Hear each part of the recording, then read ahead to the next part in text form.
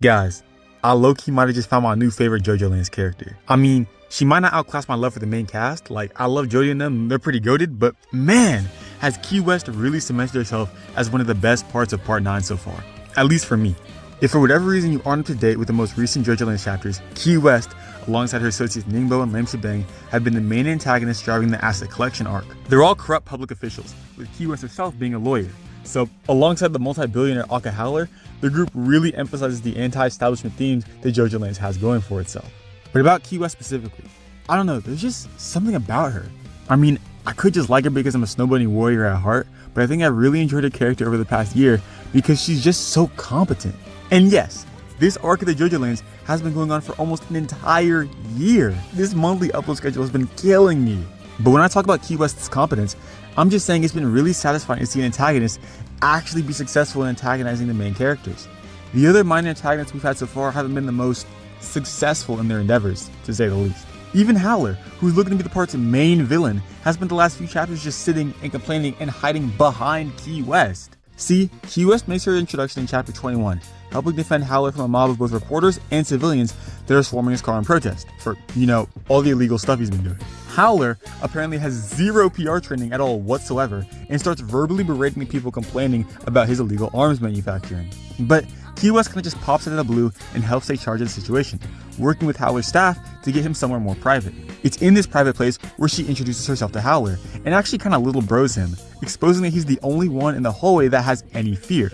It's actually in this conversation that she reveals something interesting about her character, telling Howler that those that are afraid, they're the ones that lose, and that the final boss would do well to be both broad-minded and imposing. Now, she's kind of just saying that because Howler's a whiny baby, but I think it's really interesting that Key West is adamant about showing no fear, because it ties back into the fact that she's a lawyer. So far, the JOJOLANDS has been about the invisible forces that surround and govern humanity, things like calamity and absurdities. And in my opinion, though less metaphysical, one of the strongest mechanisms that binds all of humanity is the law. So Key West being a lawyer automatically explains why she'd be so confident and think that fear is this ultimate weakness. Lawyers operate in the gaps between testimony and evidence, even sometimes operating within gaps in the law in order to help their clients. It's this proficiency in navigating through invisible forces that allows Key West to be so confident. She has the law on her side, which could theoretically allow her to keep power indefinitely if she plays her cards right, like per se, betraying Howler and going for his $50 billion. And we've already seen the strength that comes with this mentality. We see it in Jodio. He has the lava rock on his side, an object that bends invisible forces to his advantage, which makes him so confident in his success that he's willing to board Howler's mega yacht directly and confront him. But even though lawyers have this strength that comes from invisible forces, they, like everyone else, are still beholden to higher powers. They're always somewhat subservient to the people that have hired them, and Key West is no different. Throughout the entire encounter on the mega yacht, she's almost always framed behind Howler, never given much space on the page to operate, only ever existing in the gaps. Even while Howler is crashing out and flailing around his gun, she remains calm and even attacks the gaps in the main gang's argument. She consistently exerts pressure on the scene even while not being in the forefront of it. Okay, I tried to sneak the word gap into all my sentences for a little too long, so let's just get to talking about Key West stand, West End Girl. As I alluded to earlier, Key West stand revolves around gaps. West End Girl manifests as this sludgy puddle thing with a construction worker-esque face and a lot of hands. It's somewhat long-ranged, which lets Key West skulk around the scene as she attacks Jodio and the gang, and the stand is able to exert almost 1 ton of pressure on objects that it can trap between two things. It's incredibly weak and slow when it's not within these gaps, but once it's between two or more things, it becomes incredibly deadly.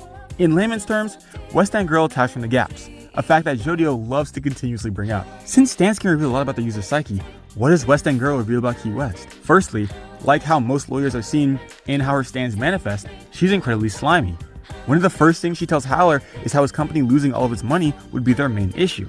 Now, this initially comes off as a lawyer protecting their client, but after Howler's outburst on a mega yacht is followed by a message from Lam Shebang, who is her girlfriend, yay lesbian, telling that the lava rock could lead to the two gaining $50 billion, she's incredibly quick to jump ship and change sides. Like how the lava rock has led to Jodio's group getting a large influx of money, and therefore power, Key West's own placement at the intersection of an invisible mechanism grants her a large influx of information, which is just power in a different form. But her only being able to attack from the gaps is a clue to her position in society, with lawyers' power being restricted by the laws that surround them. Even her stand's namesake, being the Pet Shop Boys song West End Girls, talks about 20th century British class struggles, with the rich and affluent West End girls being contrasted with the poor and working class East End boys. Earlier, when I talked about her competence, I was being for real.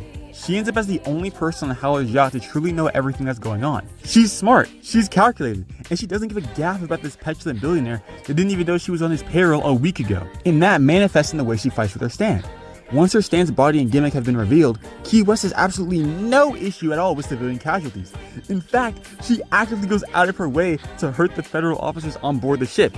Really just because she can. Maybe lawyers are the scum of the earth. I don't even know. Like the law, she can absolutely crush people. And like grimy lawyers tend to do, she manipulates and takes away people's agency so that they can serve her goals. I somewhat hinted at the similarities between Key West and JOJO earlier in the video, but I really think this parallel becomes evident with the events of the latest chapter. Chapter 31 starts from Dragona's perspective, as he talks about his understanding of JOJO as a person. He talks about how JOJO doesn't show much emotion on a regular basis, and leisurely moves towards whatever he wants, which is almost exactly how Key West is characterized throughout all of her appearances. I think that Key West is an interesting narrative foil for JOJO, because fundamentally, they both use the pre-existing mechanisms around them to gain success. It's just that, while JOJO uses the mechanisms in his life to support his family and punch up against the establishment, Key West only tries to use the mechanisms that surround her to further accentuate the system by punching down and suppressing others. She works for a billionaire. She graduated from the most stereotypical law school you could think of. In her introduction, we see her threatening protesters with up to 3 years jail time as she actively helps a war criminal escape prosecution. She actively relies on suppressing others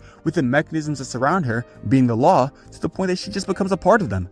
Another cog in the machine. Her first attacks against the gang literally come from supposedly sacred federal places, with their fake IDs attacking Charming Man and the now counterfeit money attacking JOJO.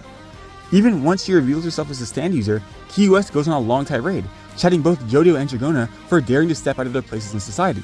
But as she tries to break free from her role, to step out of the shadow and out of the gaps, she fails, because just like her stand, Key West can only exist in the spaces between power, between mechanisms, or else she falls apart.